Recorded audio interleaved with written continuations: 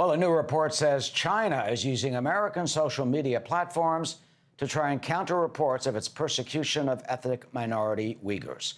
This comes as the Hong Kong pro-democracy newspaper, the Apple Daily, which, you know, had been highly critical of Beijing. Well, that paper is shutting down after China froze its assets, seized its journalists' computers, and arrested executives and its owner, Jimmy Lai.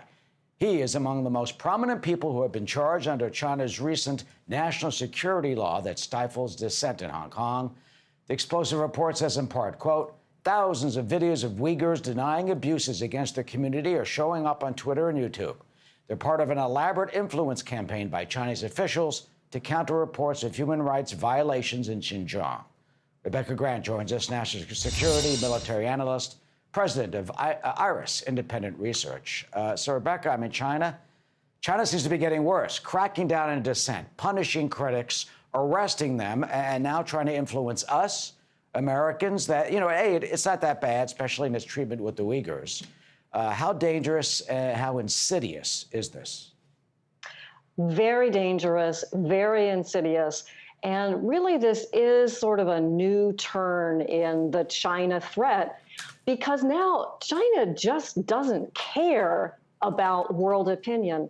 They passed the new national security law in Hong Kong last summer, but with what they've done now with not allowing the Tiananmen Square remembrance in early June, and now the crackdown against the last free newspaper, it just shows you that they no longer care about world opinion at all. And Xi Jinping is determined to crack down on any sources of dissent and then take it that one step further and spread propaganda through social media.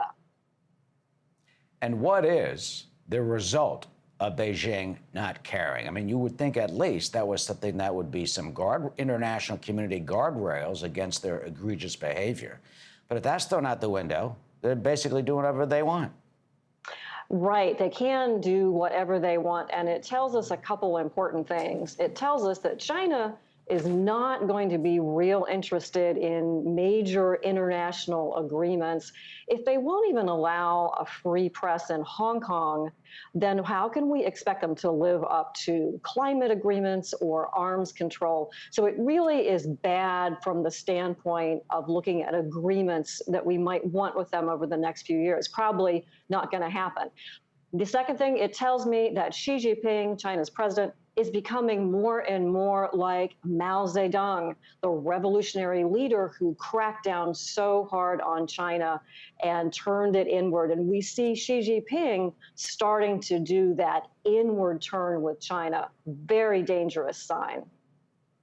You know, the Biden administration, the president talking about the rules-based order in the international community. But when you have, you know, Beijing that doesn't pay any attention to the rules, how do we counter that? Is it possible to counter that? The Secretary of State Pompeo was very strong, calling the treatment of the Uyghurs a genocide.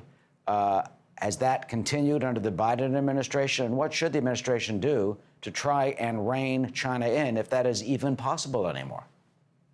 Yes, that policy has continued. So Secretary Pompeo was very strong on it, like you said, and Secretary of State Anthony Blinken has actually said, yes, Pompeo is right. What's happening in China to the Uyghurs is a genocide. About 1 million Uyghurs have been arrested out of a total population of about 11 million there in Xinjiang province over the last few years. There are reports all over about forced labor and so on. The good sign is that we see Britain, Canada, Holland, Australia, and of course the U.S. putting out a declaration that this is a genocide. But we need more international support, and we need that to carry over into real consequences for China within our trade policy. And of course, we need to see more UN and international support for the protectorate of Hong Kong as well. Yeah, don't hold your breath on the UN, the Security Council. Certainly China's on the security. Don't hold your breath on that one. I know from covering the UN. You did mention trade, and the Department of Homeland Security Secretary Alejandro Mayorkas discussed that. Here's what he says about potentially what we can do in terms of the slave labor and the products there. Let's listen. Since 2016, CBP has issued more than 30 withhold release orders, including a record-breaking 13 in fiscal year 2020. This fiscal year, CBP has issued 4 withhold release orders on goods from China, including one on all cotton products and tomato products from the Xinjiang region. The United States will not tolerate modern-day slavery in our supply chains. So he talks about modern-day slavery. How can we, as Americans, is there anything that we can do? You go to the store. How do we know if something is manufactured, especially cotton, by the Uyghurs? And can American boycott them? What can we do to try and help them? Yes, he's right. It is slavery. Xinjiang produces a lot of China's cotton. It's about 20% of world cotton. Cotton's a widely traded commodity, but this is a good first step. We need to ban that cotton, and you need to question your suppliers. Where is it coming from? Is it what they call fair trade cotton that can be traced through the supply chain? And that's new for us to have to ask those questions. But that's what all of us Americans need to start to do, is to ask our retailers, hey, where's this stuff come from? I don't want China slave cotton in my store. Yeah, you don't want that in your home. You want to support these people, and it's the way to try and get to Beijing's pocketbook. Rebecca Grant, president of Iris Independent Research Analyst. Rebecca, good to see you. Thank you. Hey, Sean Hannity here. Hey, click here to subscribe to Fox News YouTube page and catch our hottest interviews and most compelling analysis. You will not get it anywhere else.